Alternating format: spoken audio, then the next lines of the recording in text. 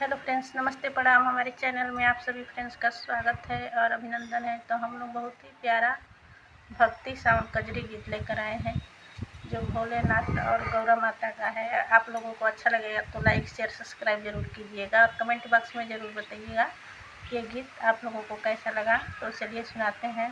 हर हर महादेव, हर हर महादेव।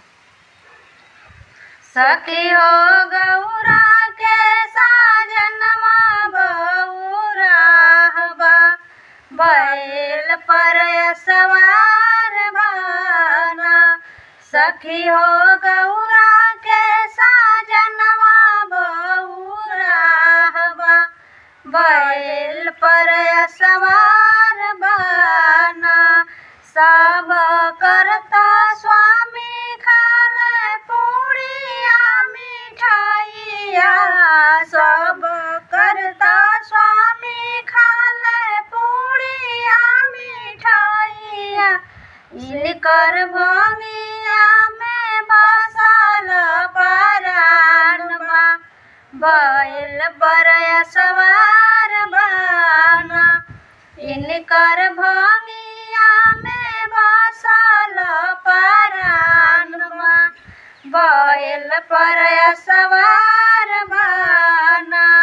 सखी हो गौरा के साजनवा बउरा बा, बैल पर सवार बाना।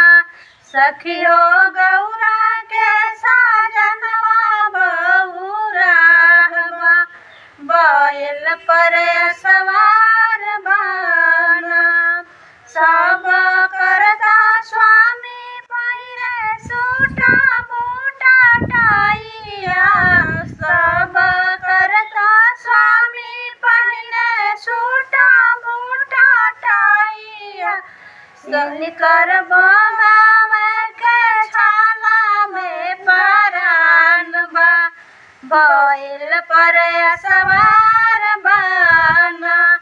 इनकर बंगावा के छाला में परानवा, बैल पर सवार बाना।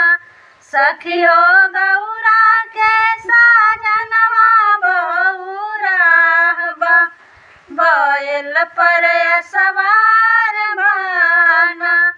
सखी हो गौरा के साजनवा बउरा बा, बैल पर सवार बाना।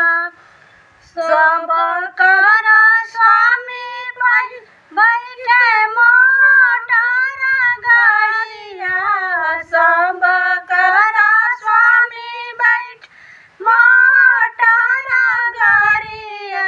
इनकर बासा में अटकल परानवा, बैल पर सवार बाना। इनकर बासा में अटकल परानवा, बैल पर सवार बाना।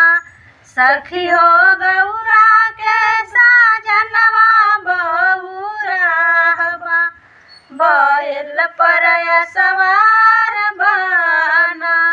सखी हो गौरा के साजनवा बउरा बा, बैल पर सवार बाना।